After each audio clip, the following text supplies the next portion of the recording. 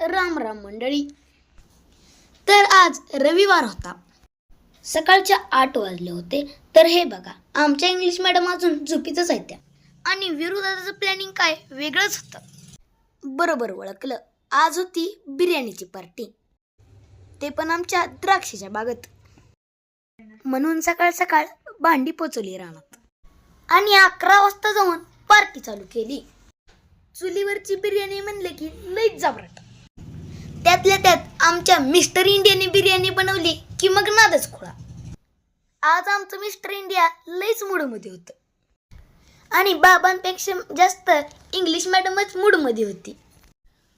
एका चुलीवर रस्सा भाजी बनवायला चालू होती आणि दुसऱ्या चुलीवर बिर्याणीची तयारी चालू होती.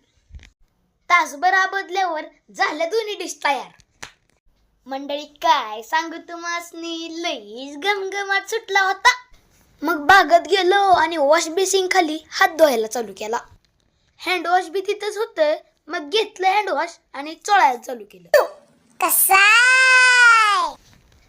ही आमच्या मदर टेरेसची शाकाहारी डिश. केळीच्या पानावर मस्तपैकी बिर्याणी वाढली होती. आमच्या बाबांनी बघा की कसं ताट घेतलं एकट्यासाठी.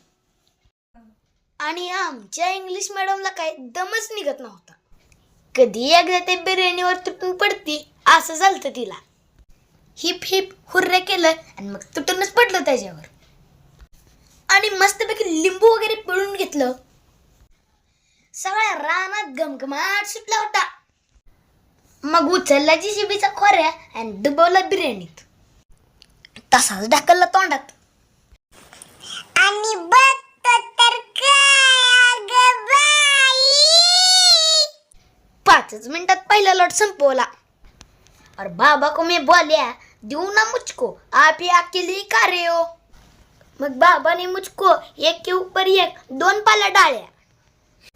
उसमें एक मेरा फेवरेट हड्डी का पीस निकला. मस्त उसको चाव चाव के खाया. माझा डोळा होता बाबांच्या ताटातल्या रश्श्यावर.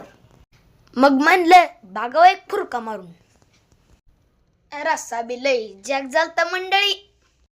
मग असा आमचा संडे फंडे झाला. कसा